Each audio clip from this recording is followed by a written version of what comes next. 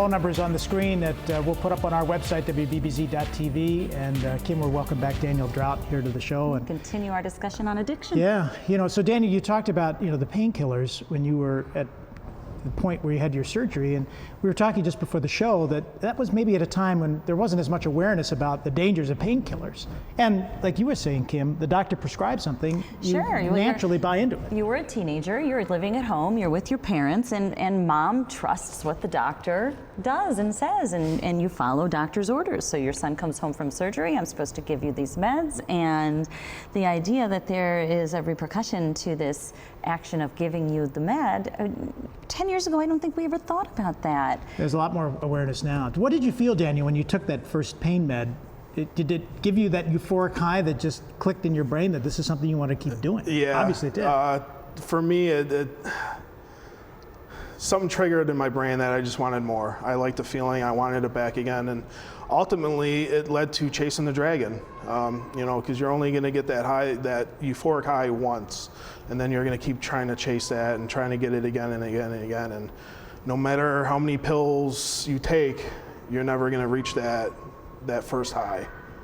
Wow. That's amazing, actually. Yeah, and in addition, we talked earlier, there was heroin that was introduced into your life as well, and you had said to me that was really the beginning of that downward spiral from there. Yeah, I was doing painkillers here and there, and then this one server that I was working with was going to Buffalo and asked if I wanted anything, and said, bring something back, whatever it is, and she came back a few hours later and had a needle for me, and went into the bathroom, and it was downhill from there. Wow. So this, this person, obviously your friend, was, hey, I'll get something for you. I'm your buddy. I'm gonna pick something up for you. And this person comes back with a needle, and you looked at this and you didn't hesitate. You didn't pause because it was just the next thing to do. Yeah, I didn't care. I wanted to get high. I was on a downward spiral, drinking a lot, and again, I wanted to feel high. I've never done heroin, and figured why not? So why not? Yeah. I'll just do it once. That's what I told myself. You often hear that, and therein lies, I guess, the myth. And I've also been told, and you were mentioning it too, that heroin is not always as pure. It isn't always the same. You don't know what you're getting. There are things in it that are really very lethal, and you see a lot of deaths as a result of that now in Western New York and across the country.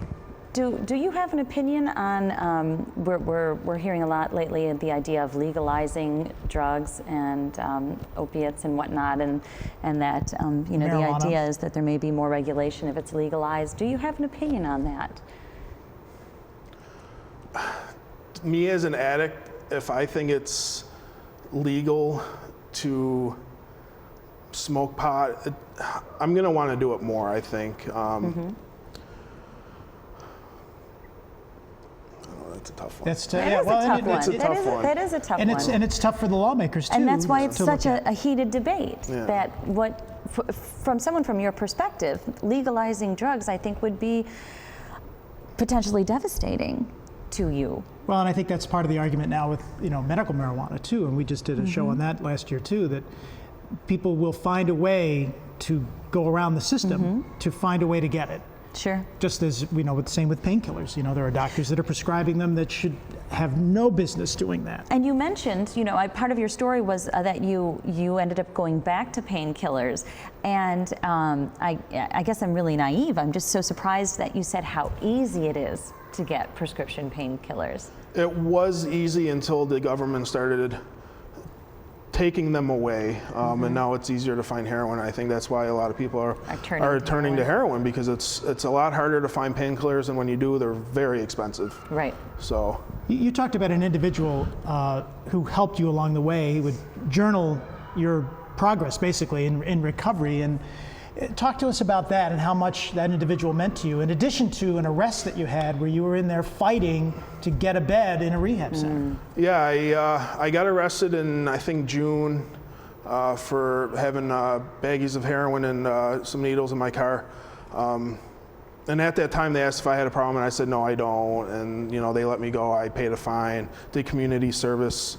And then when I went to detox, I wanted to go to rehab after, and the insurance company did not want to pay for my stay there. So then my friend Mark, who is in the program, were calling different rehabs to see if they could get me in, and a lot of them wouldn't let me in because of the insurance, and I had to get a court order in order for the insurance to pay. And so I ultimately got a court order. I